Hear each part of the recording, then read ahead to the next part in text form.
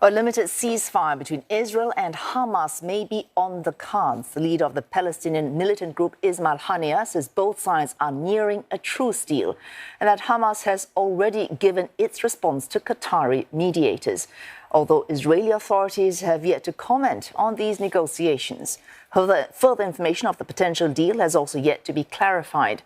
But reports citing a Hamas official suggest talks focused on how long a possible truce would last, the delivery of aid into Gaza, as well as the exchange of captives on both sides, amongst them women and children. Qatar, which is mediating talks, is expected to announce the details possibly within hours. In the meantime, hostilities on the ground continue unabated. The Israeli military says it has completed the encirclement of the Jabalia region in Gaza and is ready for the next phase. It claims to have attacked 250 Hamas targets in just the last 24 hours, including 3 tunnel shafts in the area. The region is also home to the Strip's largest refugee camp. Dozens of patients from Gaza's Indonesian hospital have arrived at the El Nasser hospital, located about 30 kilometers south in Khan Yunis. Gaza's health officials say they are running out of treatment options for the hundreds that remain at the Indonesian hospital.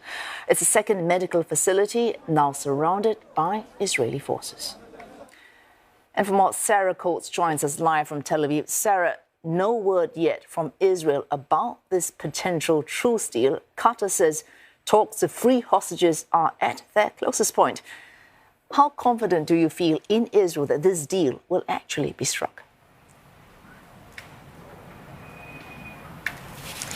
Hello, Wei-Su. Well, look, I've been speaking to quite a lot of people on the ground over the course of the morning. And look, people are very hopeful that this will happen. But at the same time, they're not getting their hopes up, given that a number of these indirect talks in the past few weeks even, have really fallen flat. But look, it is looking very positive this time, given what we've heard from this head Qatari mediator, that it is at a critical and final stage. He says that just a few minor details need to be discussed, needs to be ironed out. These are the number of days for the ceasefire. We are hearing it could be 3 to 5 days. Also, the logistics and arrangements of getting this aid into the Gaza Strip. We do understand that Hamas is demanding that it be the entire Gaza Strip that receives this aid, and also diesel.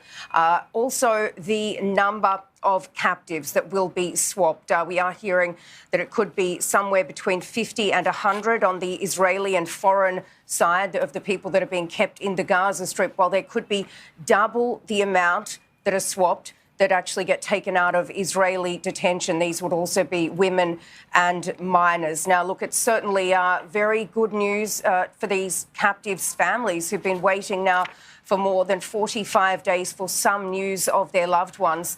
And they have been putting a lot of pressure on the government, as we've been speaking about these last few days. Yesterday was a fairly dramatic day in the Israeli Knesset. There were clashes between Israeli politicians and the members of families. Also at a war cabinet meeting when they met with the families last night, but there wasn't enough room to accommodate all of these people. So certainly a lot of pressure on the government, and these people will be desperately hoping that now is the time to hear from some of their loved ones. Sarah, meanwhile, an uptick in violence along the Israeli border with Lebanon. Would this truce in Gaza ease tensions on that front?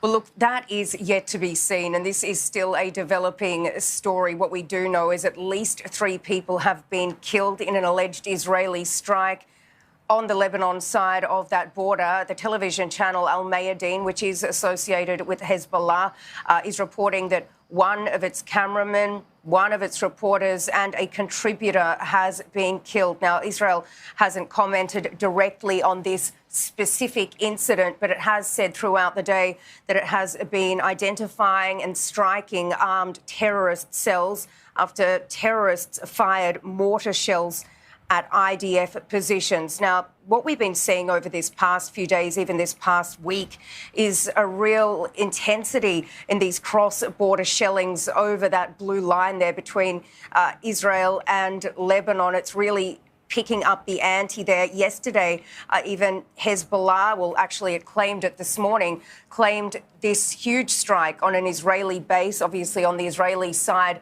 of that border using advanced munitions. And we do understand, according to Hezbollah, that these munitions that landed on this base can carry 500 kilograms of explosives. So certainly a very tense time, of course, on the northern border and in the south.